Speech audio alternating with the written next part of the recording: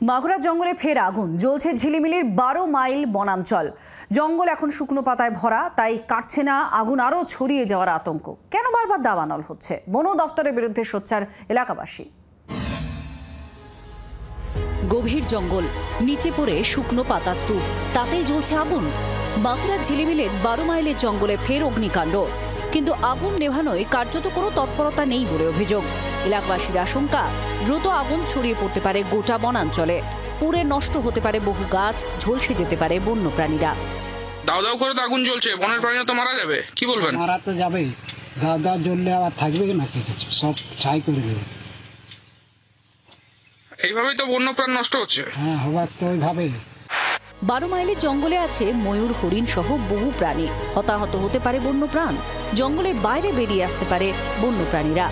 গরমের মরশুমে বাঁকুড়া জেলা জুড়ে একের পর এক জঙ্গলে আগুন লেগেছে। সম্প্রতি 5 এবং 6 মার্চ শুশুনিয়া পাহাড়ের বনাঞ্চলে আগুন লাগে। 29 মার্চ সোনামুখীর জঙ্গলে আগুন লাগে। 12 মার্চ বেলিয়াতোরের বনাঞ্চলে। গত মাসে আগুন লাগে বরজোড়ার জঙ্গলেও। পাতা ঝরার সময় প্রতি বছরই জঙ্গলে অগ্নিকাণ্ড যেন নিয়ম হয়ে দাঁড়িয়েছে। বন দফতর আগুন থেকে জঙ্গলকে বাঁচাতে বিশেষভাবে সচেতন করে। কেউ যাতে জ্বলন্ত কিছু অর্থাৎ বিড়ি সিগারেটের টুকরো না ফেলেন তার জন্য মাইকে করে প্রচার করা হয়, কিন্তু অভিযোগ কিছুই পদক্ষেপ করে না বন দফতর। গাফিলতি রয়েছে এটার মধ্যে, দেখেনি বা নিবানোর কোনো ব্যবস্থা করেনি, বা পাশাপাশি কাউকে কোনো সতর্ক করেনি যে আগুন লাগানো চলবে না। রবিবার থেকে 12 মাইলের জঙ্গল জ্বলছে। খবর, আগুন নেভানোর কাজ শুরু করেছে বন বিভাগ, কিন্তু এখনও নিয়ন্ত্রণে আসেনি জঙ্গলের আগুন। মাগুরা থেকে মৃত্যুঞ্জয় দাসের রিপোর্ট, জি 24 ঘন্টা।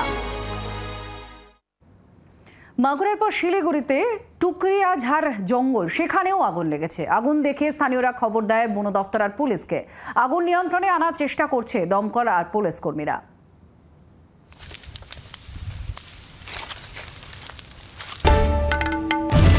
বাংলার আওয়াজ, বাঙালির আবেগ, জি 24 ঘন্টা।